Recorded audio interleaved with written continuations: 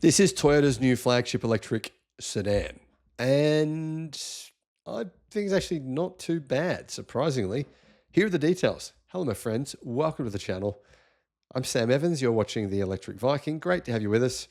What is this all about? Well, Toyota have just unveiled their new BZ7, and it comes with Huawei's advanced Huawei Harmony operating system technology. So you can clearly see this vehicle is not intended for any country that is blocking Huawei, including the United States. Toyota actually unveiled this vehicle at the Shanghai Auto Show just, I believe, yesterday or the day before.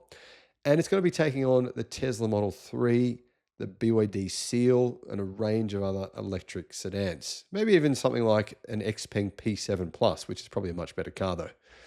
Developed in partnership with GAC, in other words, made by GAC, which is their Chinese partner, the BZ7 is being pitched as a fusion of Toyota's safe, reliable, and high quality manufacturing and China's advanced technology. Now, to be fair, yeah, Toyota does have some involvement with this vehicle, but it's primarily made by GAC.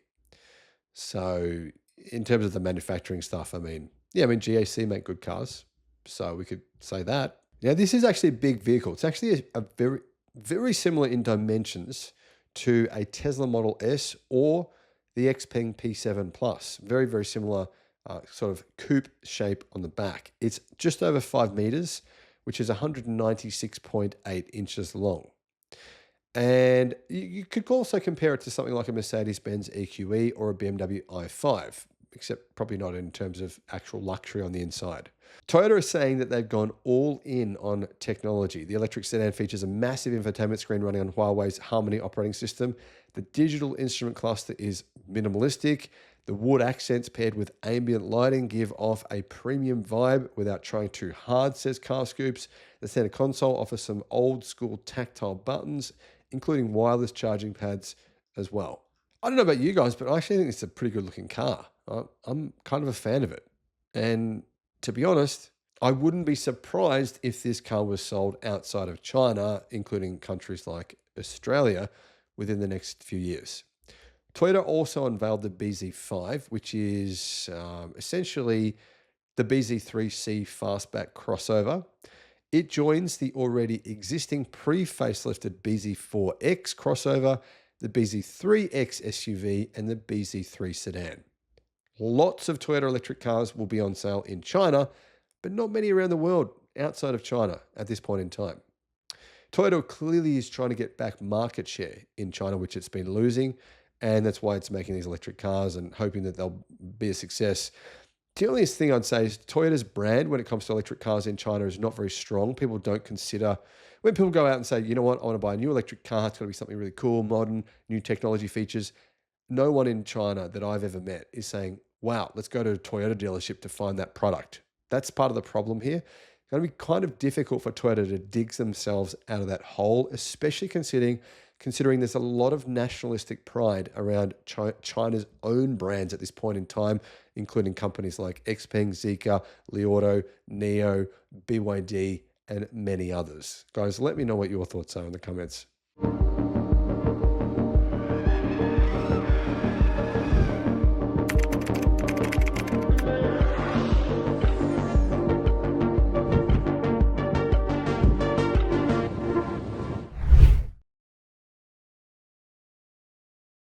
Absolute madness here from Toyota. Toyota are now delaying their EV plans. They're actually planning to cut production of electric cars. And many analysts believe this is a good idea. I think it's a terrible idea.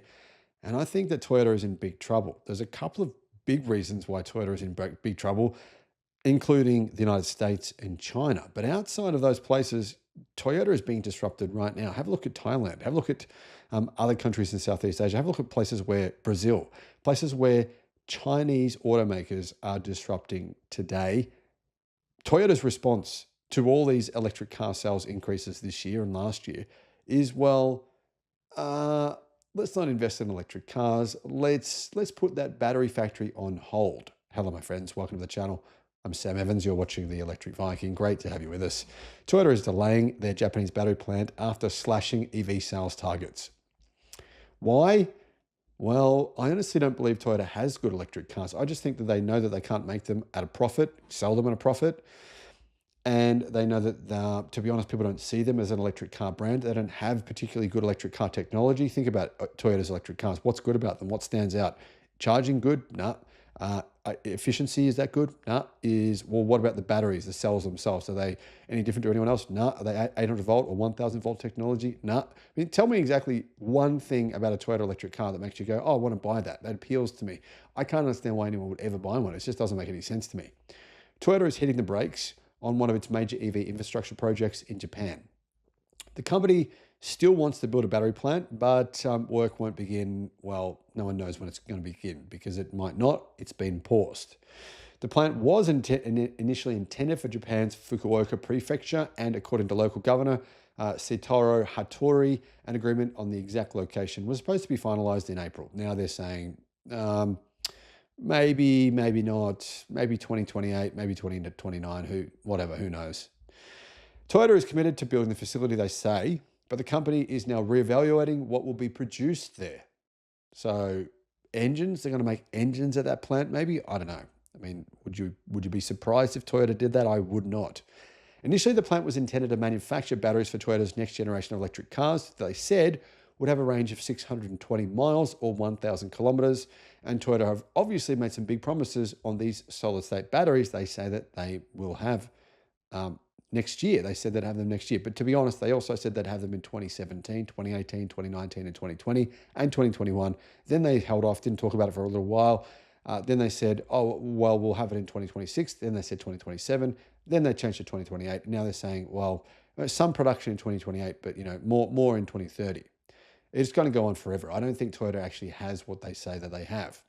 While global electric car sales are still climbing, and this year they're going up pretty rapidly, Toyota thinks, well, the truth is our electric cars are not selling that well, and they're not. So that mismatch between forecast and reality is causing Toyota to actually think about whether or not they should go into EVs. Toyota announced it aimed to sell 1.5 million electric cars annually next year. 1.5 million next year. That was in 2022. They cut that number by 1 million in 2023, and then they cut it down to 800,000. I think that was a few months ago. So 2022, it's 1.5 million EVs in 2026. 2023, it's 1 million. Then it's 800,000. And really, is Toyota really going to sell 800,000 electric cars this year? Hell no. If that happens, I'll eat my sock. I mean, it's not happening. So maybe they'll hit 500,000 this year.